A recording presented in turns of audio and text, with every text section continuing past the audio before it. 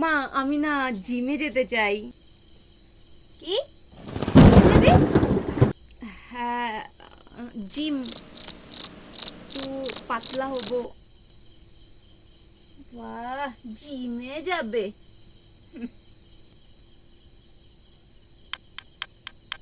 ঘরে তো একটা কিছু খাটনি করিস না, ঘরের খাটনির পয়সা নিয়ে জিমে গিয়ে খাটনি করবি?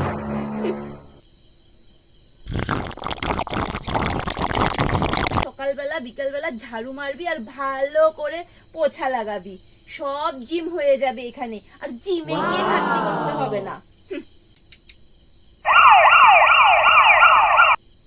অসভ্য কোথাকার, ঘরে তো একটা কিছু কাজ করে না, জিমে গিয়ে খাটনি করবে।